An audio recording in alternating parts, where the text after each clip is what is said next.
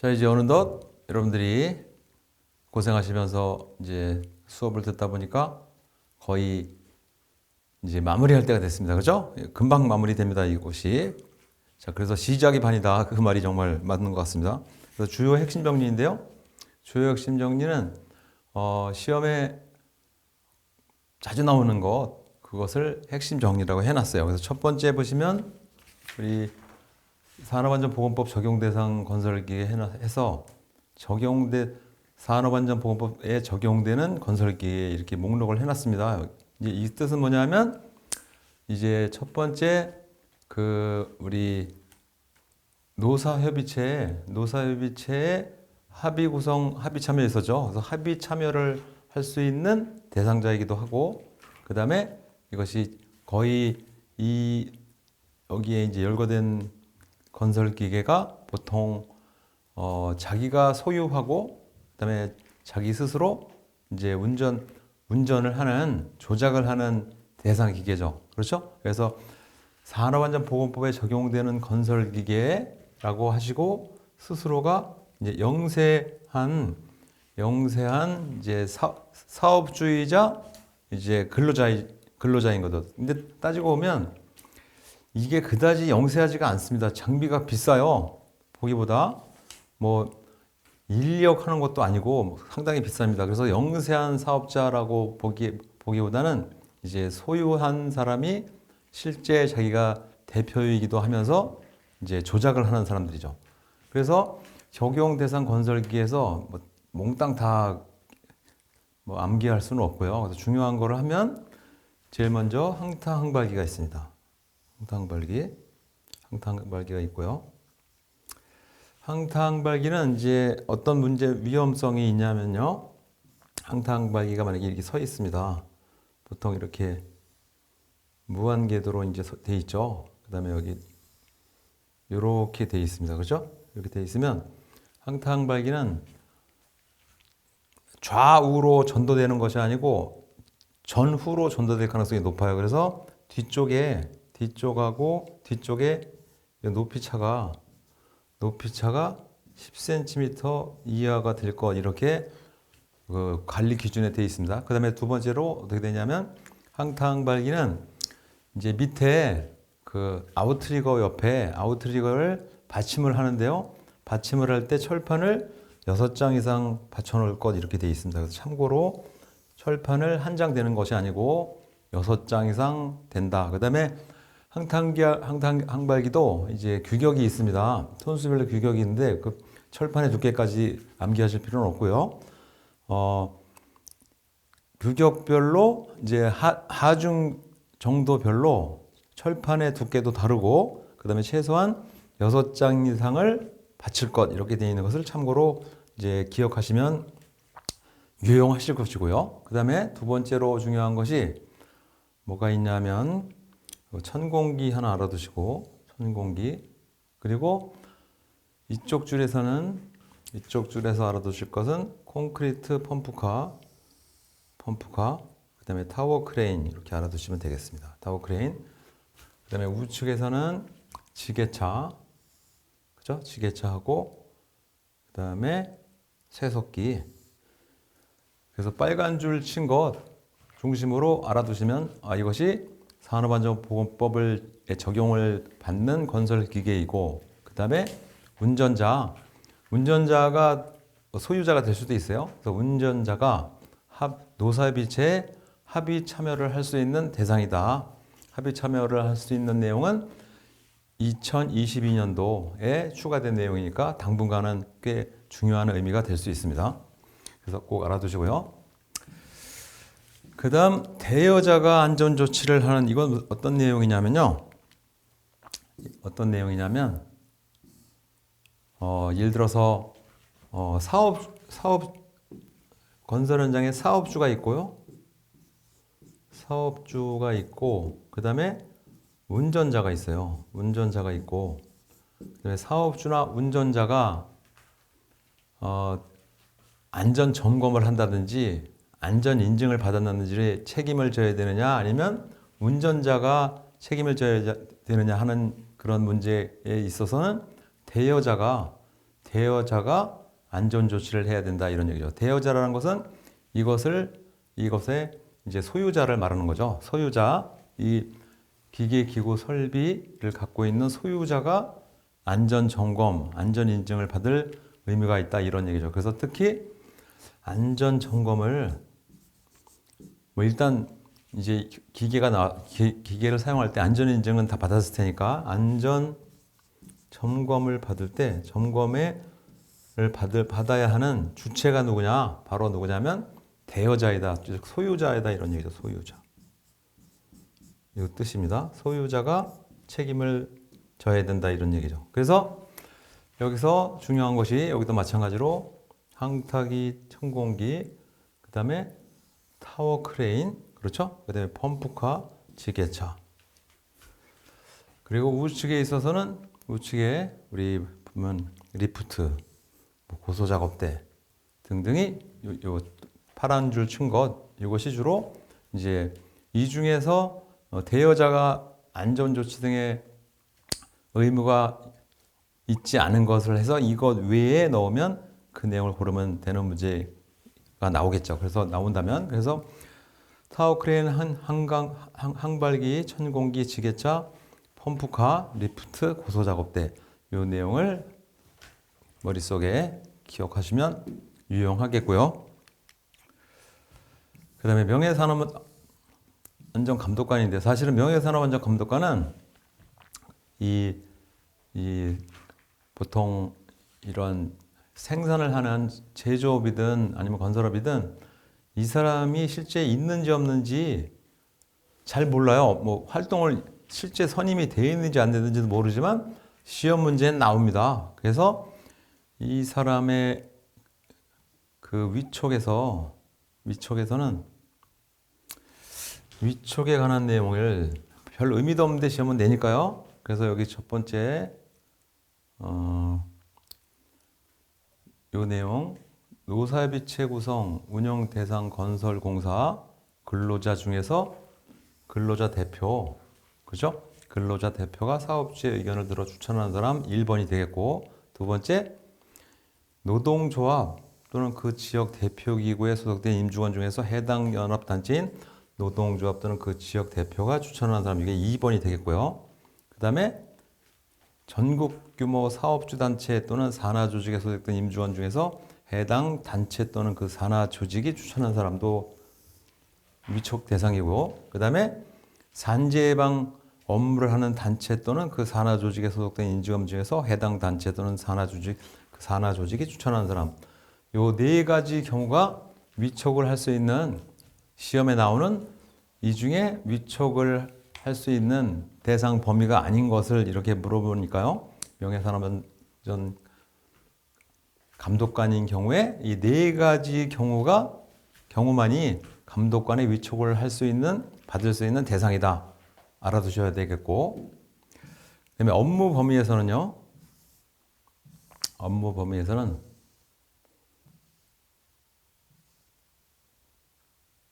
여기 업무 범위에서 첫 번째 사업장에서 작업하는 기계기구 자체 검사에 참여하는 것이고, 그 다음에 법령 위반한 사실일 경우에 개선 요청 및 감독기관에 신고를 할 수 있는 것이고, 그 다음에 작업 중지를 하는 게 아니고 요청을 할 수 있어요. 그렇죠? 작업 중지 요청을 할 수 있고, 그리고 작업 환경 측정, 근로자 건강 진단 시에 그 결과에 대한 설명회에 참여해서 의견을 제시할 수 있고, 그 다음에 직업성 질환 증상이 있거나 질병에 걸린 근로자 여러 명이 발생한 경우 사업주에 대한 임시 사업주에 대해서 임시적으로, 그러니까 정기적 말고요, 수시 말하는 거죠. 임시 건강 진단을 실시할 것을 요청할 수 있고, 그 다음에 근로자에 대해서 안전수칙 준수를 지도할 수 있고, 개선을 건의할 수 있고, 그리고 안전보건의식을 이제 북돋기 위한 활동에 참여와 지원을 할 수 있다. 그렇죠? 그 다음에 이후에는 산재 예방에 대한 홍보, 산재 예방 업무 관련해서 노동부 장관의 정하는 업무를 할 수 있다 이런 얘기죠. 그래서 10번은 별 볼 일 없는 얘기고요. 그래서 제가 파란 줄 튄 거 요 하나 둘 셋 넷 다섯 여섯 개 일곱 개를 할 수 있는 업무의 범위다라고 이제 기억을 하시면 산업안전 감독관이 다른 종목에는 안 나오는데요. 지도사 종목에는 시험에 꼭 한 문제씩 나와요. 명예산업안전 감독관이. 그래서 명예산업안전 감독관이 뭐 이름만 있고 실제 활동을 안 하는 이제 그 직종이긴 하지만 지도사 시험에 나오니까 이 내용은 제가 설명드린 내용은 꼭 알아두실 필요가 있다 이런 얘기죠. 그 다음에 이제 시험에 자주 나오는 거 관리 격자 이론 제가 설명드린 적 있습니다. 블레이크와 무튼이 이제 주장한 얘기인데요. 그래서 유형의 우리 X, Y축을 만든 거예요. 그렇죠? X축에 9단계까지 해놓고 Y축에 9단계를 해놨습니다. 9단계 해놔서 Y축 여기에는 이제 과업형 그 다음에 컨트리클럽형 그러니까 과업형의 단계를 9단계 과업에 치중하는 형이고 여기에는 놀자판이죠. 컨트리클럽이죠. 컨트리클럽형 그러니까 컨트리클럽이니까 좋게 말하면 뭐 컨트리클럽이고 좀 나쁘게 말하면 업무에 관심이 없는 사람이죠. 즉 업무 외에 딴 것에만 이제 관심이 많은 사람을 X, Y로 놓고 여기에 가운데 5.5형이니까 X축으로 5, Y축으로 5 이렇게 됐다는 거죠. 그래서 이 사람은 중도형이고 그 다음에 이것이 끝까지 9하고 9 되면 9 X축에 9, Y축에 9 되면 이것은 이제 팀을 잘 구성하는 형태이다 보는 것이고 반면에 X축에만 9고 Y축에는 1 형태, 매우 낮은 형태. 그러니까 0은 없어요, 이것은. 1부터 9예요. 자, 그래서 X축에 9이고 Y축에 1이면 인간관계 등 기타 등등에 관심이 전혀 없고 업무만을 하는 형이죠. 그래서 이것을 과업형이라고 불렀고 반면에 업무에는 전혀 관심이 없고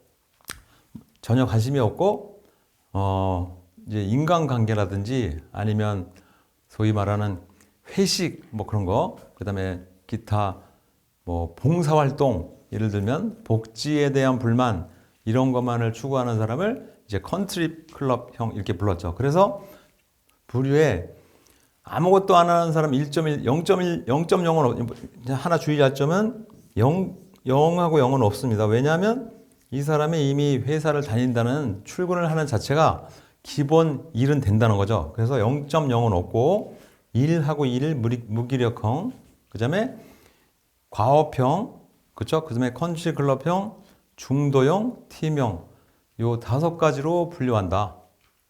예, 분류한다. 누가 분류했다? 사람 이름은 알아둬야죠.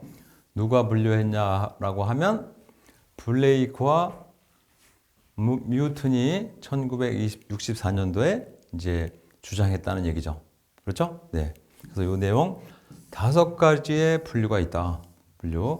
대단히 어려운 건 아니고요. 그러면 우리가 보통 이제 신입사원을 뽑는단 말입니다. 신입사원을 뽑을 때 어떤 사람을 좋아하느냐 하면 물론 이 사람이 바람직하겠죠. 근데 이렇게 도달한 사람을 구하기는 힘들고 차선책으로 이 사람이 좋은데 이것도 사실 구하기가 힘들고 어떤 사람만 배제시키면 좋으냐 하면 너무 극한으로 간 사람, 극한으로 간 사람 이 사람만 빼면 되는 거죠. 그래서 막상 이제 회사에 제 아무리 좋은 회사도 들어오면 이게 바꿔 말하면 이렇게 될 수 있는 거죠. 이것이 성적표죠, 성적표. 그러니까 성적표. 그러니까 이 사람이 우리 예를 들어서 대학교에 이제 그 성적표를 보면 A, B, C, D가 있는데 A, B, C, D에 A 플러스만 다 깔린 사람이다. 그 다음에 완전히 이 사람은 음악, 체육, 미술에만 관심이 있는 사람이다. 극한으로. 이 사람은 좋지 않다는 거죠. 왜냐하면 예를 들어서 성적표에 A 플러스만 있고 음악, 체육, 미술은 전혀 못해. 예를 들어서 그런 사람이 중도형으로 이 사람을 중도형으로 만들려면 상당히 어떻게 자기가 이미 알고 있는 지식을 뭐 일부러 그 머리에서 지워낼 수는 없는 거 아니에요. 이 사람이 발전할 수 있는 가능성은 이거밖에 안 되는 거죠. 이거밖에 안 되는 거죠. 반면에 무기력형은 이렇게도 조금 노력을 시키면, 교육을 시키면 될 수 있고, 그 다음에 이렇게도 노력을 시키면 될 수 있죠. 따라서 무기력형은 중도형으로 갈 수 있는 이런 가능성이 포텐셜이 꽤 있는 거죠. 잠재 능력이 있는 반면에 너무 1.9로 갔던지 아니면 9.1로 간 사람은 그다지 바람직한 형태가 아니다. 이런 얘기를 한 거죠. 그렇죠? 그래서 그렇게 이해하시면, 그래서 우리 보통 어느 조직이든 이제 그 예를 들어서 아무리 좋은 회사라도 들어가 보면 확실히 이상한 사람이 있을 수밖에 없죠. 왜 그 사람을 뽑은 거냐면 지금 설명드린 대로 그러한 이유 때문에 이 사람은 발전 가능성이 있는 것이다 라고 보는 거죠. 그래서 우리 행동을 할 때도 너무 과업형으로 행동한다든지 과하게 컨트리 클럽으로 행동하는 것은 그다지 좋게 받아들여지지 못할 수 있는 하나의 원인이 된다고 이제 보는 거죠. 그래서 이것이 바로 뭐냐면 관리 격자 이론이다. 그래서 사람 이름은 블레이크하고 뉴턴이다. 연도까지 뭐 알아둘 필요는 없지만요. 블레이크와 뉴턴이 관리 격자 이론을 했다. X축에는 거업, Y축에는 컨트리 클럽을 놨다. 이런 얘기죠. 그 다음 나머지는 읽어보시면 보통 뭐 다 지금 이미 설명드린 얘기고요. 그 다음에 이제 소음 관리 기준인데, 소음 관리 기준에 소음 관리를 국토교통부 기준도 있고요. 그 다음에 산업안전보건법 기준도 있습니다. 국토교통부 기준으로 해서는 주거 지역에서는 낮에는 뭐 50데시벨, 뭐 이렇게 저녁에는 60데시벨 이렇게 해놓은 게 있는데 그것은 우리한테 의미가 없고요. 우리는 산업안전보건법에서 규제해놓은 소음 관리 기준은 암기해야 되는 거죠. 왜? 이것은 점수를 주는 차원으로 이제 시험 문제를 낸다고 보면 돼요. 그래서 우리가 보통 소음 작업 이렇게 하면 이것을 소음 작업으로 보죠. 90데시벨에 8시간을 소음으로 보는 거예요. 그러면 90데시벨 미만이 8시간, 이것은 소음이 발생되지 않은 것으로 보는 거죠. 그래서 소음 노출 기준이 암기는 쉽습니다. 90에서 시작해서 5 단위로 올라가요. 115까지. 그래서 반면에 시간은 8시간 기준에서 절반으로 줄어듭니다. 그래서 소음 노출 기준이고, 소음 노출 기준이니까 이것을 다른 말로 하면 강렬한 소음이라고 볼 수 있는 거죠. 강렬한 소음, 이렇게도 표현하는 경우가 있습니다. 강렬한 소음이고 이건 충격 소음이고, 그래서 90데시벨을 잘 이해하실 수 있도록 뭐라고 연상하셔야 되겠냐면, 농구 코트에서 농구공이 바닥에 튕겨질 때 발생되는 소음을 우리 90데시벨로 본 거예요. 90데시벨. 그래서 90데시벨부터 시작해서 115까지 간다. 시험에 나오니까 알아두시고, 그 다음에 충격 소음은 이제 115에서 끝났잖아요. 120도 있을 텐데, 그래서 120부터는 충격 소음이라 이런 얘기죠. 충격 소음 11,100. 그죠? 10배씩 뜁니다. 10분의 1로 줄어요. 11,100 해서 120, 130, 140. 암기할 수 있습니다. 이건 과연 어렵지 않게. 그래서 90에서부터 115, 그 다음에 120은 이제 강렬한 소음을 넘어서 충격 소음으로 간주된다. 그래서 이것은 1만에 1천에 100회 이렇게 구분하고 있다라고 꼭 알아두셔야 됩니다.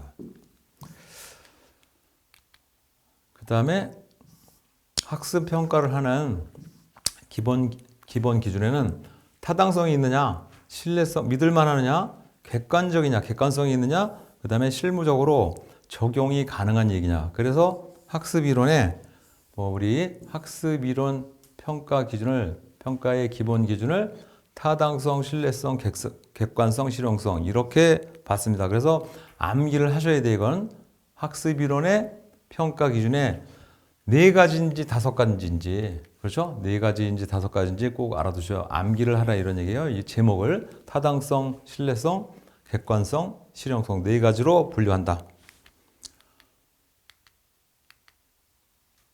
그리고 이제 제어를 하는데요. 시퀀스 제어, 그다음에 서버 메커니즘, 프로세스 컨트롤, 자동 조정, 그다음에 개방 루프 제어 방식, 피드백 제어 이렇게 다섯 가지로 구분하죠. 그래서 다섯 가지로 구분하는 것을 우리 제어의 체계에 이렇게 해놨습니다. 그래서 시퀀스 제어, 순차, 단어 뜻이 그러니까요. 그래서 미리 정해진 순서에 따라서 진행시키는 제어 방식, 이걸 시퀀스 제어라고 했고요. 휴먼 에러에도 시퀀스가 나왔습니다. 그렇죠? 그 다음에 서버, 위치, 방향, 힘, 속도, 즉 역학적 물리량을 제어하는 기구를 서버 메커니즘 이렇게 했고요. 공정, 이건 쉽습니다. 공정 상태에 따라 제어하는 거니까 공정 제어는 시험에 안 나오겠죠. 요 말들만 다 알 수 있기 때문에 안 나오고, 자동 조정 얘도 안 나오죠. 그 다음에 개방 루프는 나오죠. 항공기처럼 방향 조정의 경우 항공기의 진로를 유지하기 위해서 기체 역학적, 진로상 공기 밀도, 바람 등을 사전에 측정하고 조정 방향을 시간적으로 프로그램하는 것처럼 프로그램을 해서 항공기가 이제 자동으로 항로를 따라 비행하는 같은 제어 방식을 뭐라고 했냐면 오픈 루프 컨트롤, 즉 개방 루프 제어 방식이라고 했다는 것이고, 피드백 제어는 제어 결과를 측정해서 목표로 하는 동작이나 상태를 비교해서 잘못된 점을 수정해 나가는, 그러니까 피드백이죠. 그래서 여기서는 단어를 뜻을 보고 이해가 안 가는 거, 그렇죠? 그러니까 여기 개방 루프 제어하고 개방 루프, 그 다음에 저 위쪽에 있는 개방 루프하고 서버 기구, 시퀀스 제어 세 개만 알아두시면 되죠. 개방 루프, 서버 메커니즘, 시퀀스 컨트롤, 요 세 개가 무엇을 말하는 제어 방식이냐, 요 세 가지를 기억을 해 놓으시면 쉽게 옳은 답을 고를 수 있게 되겠습니다. 그 다음에 연산식인데요. 연산식, 우리 불대수라고 했어요. 불대수. 불이라는 사람이 만든 대수식인데요. 여기서 뻔한 것들은 시험에 안 나오고 요게 좀 이상하고, 그죠? 이상한 a 플러스 1, 그 다음에 반대로 하면 1 플러스 a인데 여기서는 a가 아니고 1이 된다. 그 다음에 a하고 a 바를 합치면 1이 된다. 요것하고, 그리고 나머지는 다 이해가 가시는 거고, 다 이해가 가죠? 그 다음에 a하고 a, 대수불에서 불대수에서 a와 a, b를 더했더니 a가 나오더라. 그래서 특이한 점이죠. 그래서 기본 공식에 병렬회로, 직렬회로도 가끔 나오지만 불대수에서는 이 두 가지를 중점적으로 보실 필요가 있는 거죠. 나머지는 생각하면 뭐 다 맞출 수 있습니다. 이것은. 그렇죠? 예, 다 맞출 수 있어요. 특이한 점은 a 곱하기 a는 a고 a 플러스 a도 a다. 이것이 좀 다른 점이고, 그러니까 디지털 제어 방식에서 디지털 제어 방식에 이제 그 역사적 한 획을 그은 사람을 우리는 미스터 불, 그래서 불대수 공식이라고 보는 거죠. 그 다음에 건강진단 결과표를 작성할 때 일반 건강진단에는 작성 항목이 무엇이냐.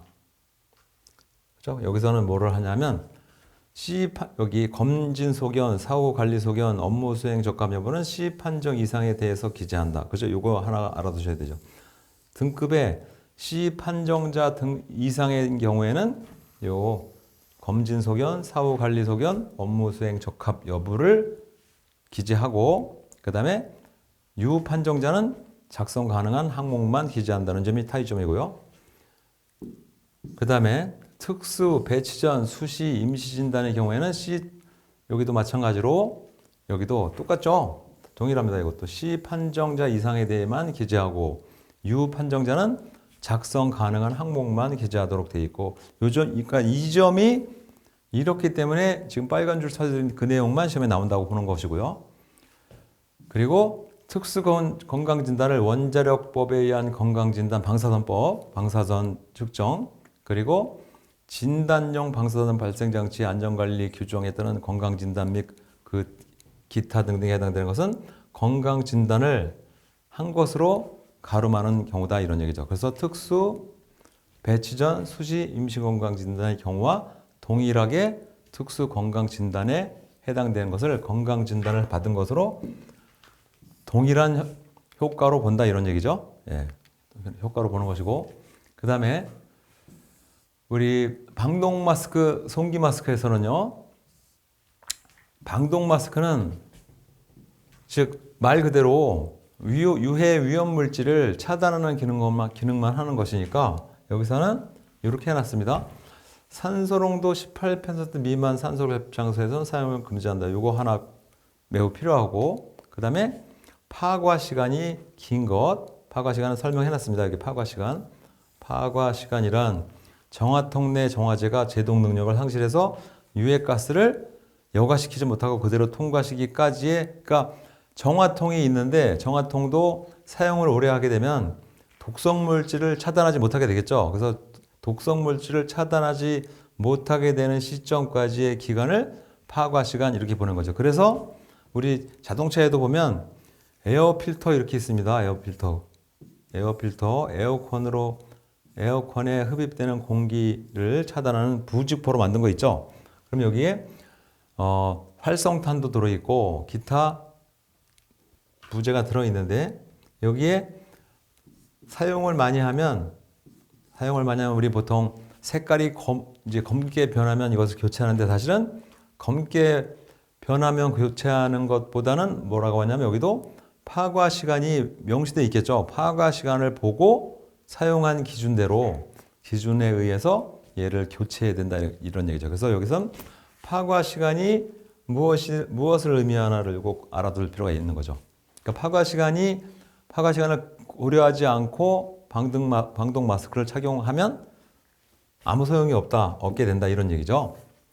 그 다음의 경우에는 송기 마스크를 사용한다. 이 핵심이죠. 이거 송기 마스크를 사용한다. 기준 유해 물질의 종류, 농도가 불명확하지 않은 경우, 작업 강도가 매우 큰 경우, 산소 결핍의 우려가 있는 장소에서는 방독 마스크 아니고 송기 마스크를 사용한다.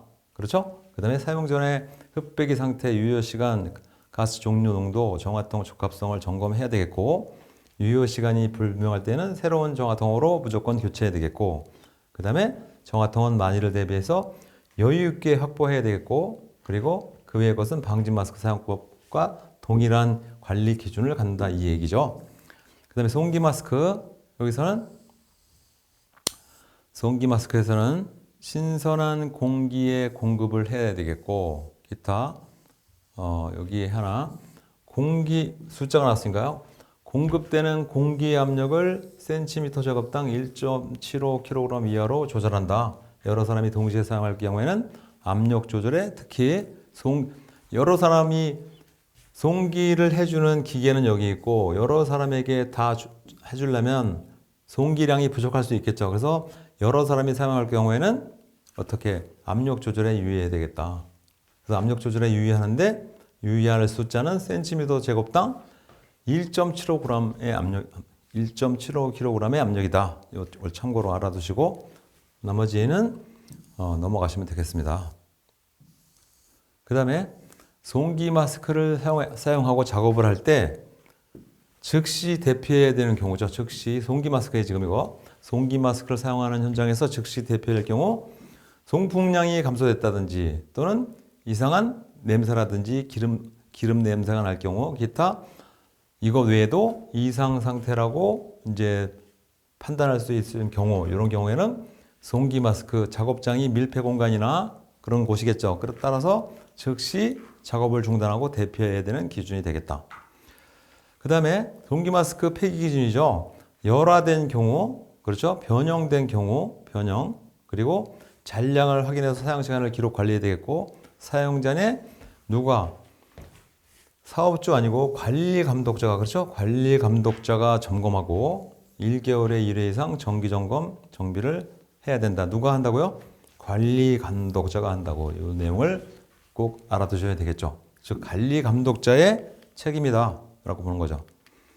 그 다음에 이제 하나 좀 특이한 거를 냅니다. 유해물질, 화학물질, 물리적 인자, 노출 기준과 유해물질별 그 표시 내용을 한 문제를 꼭 내는 경향이 있어요. 이것은 뭐냐면 이 시험이 생각한 것보다 훨씬 어려울 수 있으니까 각오하세요. 이 뜻이죠. 그래서 분량이 좀 많습니다만 여기 노출 기준에서 알아둬야 될 것이 표시만 해드리면 뭐 이건 솔직히 내용이 많아서 뭐 제 아무리 머리가 좋아도 외울 수는 없습니다. 이건 그래서 중요한 것만 하나 하고 가자 이런 얘기죠.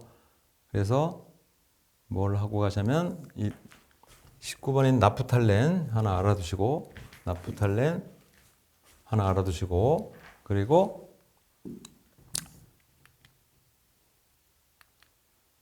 그 다음에 위에 있었던 에탄올 요거 에탄올 알아두시고 에탄올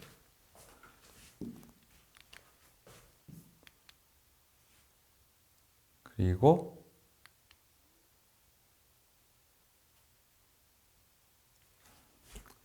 여기 보면 니켈 있었고요. 니켈 가용성 화합물 니켈 하나 알아두시고 양이 너무 많습니다. 이거 솔직히 말해서 이런 문제는 사실 의미가 없는 건데 그러니까 여기 니켈에 여기는 불용성 무기 화합물 해놨고요. 여기선 가용성 화합물 해놨잖아요. 그래서 가용성 화합물만이라도 알아두시고 그 다음에 이제 특이한 게 있습니다. 뭐가 있냐면 니코틴이 있어요. 니코틴 하나 알아두시고 그리고 양이 많으니까 이 정도도 사실 기억하기 힘듭니다. 이거 그 다음에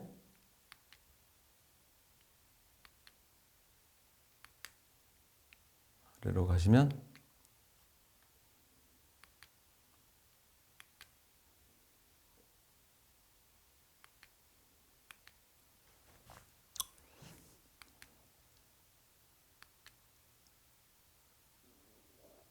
여기 솔벤트에서 솔벤트, 러버 솔벤트 여기까지만 알아두시면 뭐 좋지 않을까 이렇게 생각합니다. 그래서 맨 뒤에 부록으로 넣어드렸던 이 우리 교재에 있는 이 내용이죠.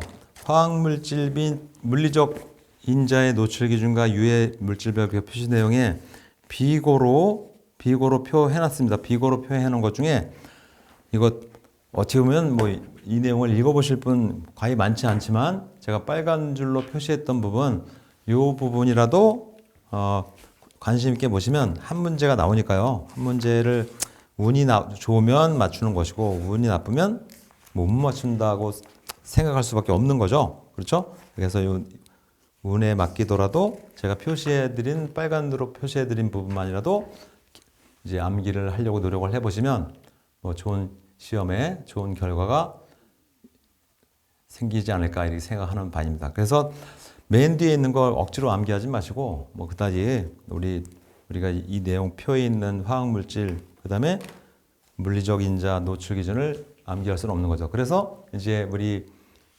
1, 2, 3 과목을 다 마쳤는데요. 우리 항상 이제 여러분들 시험 보실 때 제가 1, 2, 3 과목을 이제 이해하려고 노력하시는 거고요. 합격하시려면 중요한 것이 뭐냐면 산업안전보건법이 있었습니다. 나머지는 우리 교재 내용 충실히 보시면 되는데 산업안전보건법은 매년 12월 달에 대부분이 교체가 됩니다. 그 다음에 이제 1월부터 꾸준히 입법 예고가 돼요. 그래서 입법 예고가 되는 것은 뭐 시험에 안 나오지만 12월에 개정돼서 1월에 새로 이제 시행되는 것은 시험에 나오죠. 지도사 시험에는. 그래서 제가 이제 시험을 보실 때 새로 교재에는 반영이 안 될 수도 있어요. 왜냐하면 갑자기 바뀐 내용이니까요. 그래서 시험을 항상 보실 때 산업안전보건법에 대해서는 이제 제가 업데이트를 수시로 할 예정이에요. 교재에 없는 것을. 왜냐하면 새로 개정된 내용이니까요. 그래서 시험 보실 때는 산업안전보건법 지금 동영상에 있는 것 외에 추가로 녹화된 내용이 무엇인지를 항상 확인하셔서 시험에 나오는 것에 이제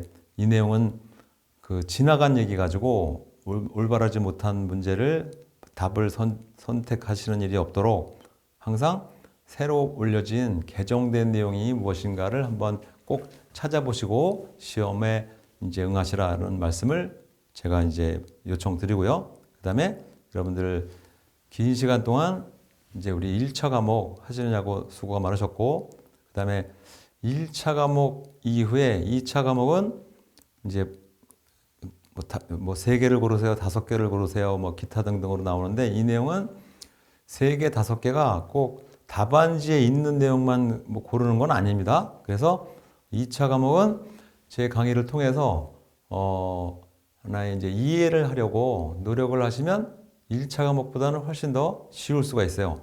예를 들어서 건축 토목을 전공하지 않으신 분들도요. 그래서 2차 과목 때는 더욱더 여러분들이 이제 꿈과 희망을 가지고 공부하시면 쉽게 2차 과목 전원이 합격하실 수 있다고 제가 정말 뭐 거의 장담합니다. 그래서 2차 과목에 다시 여러분들을 뵙게 되기를 바라겠습니다. 감사합니다.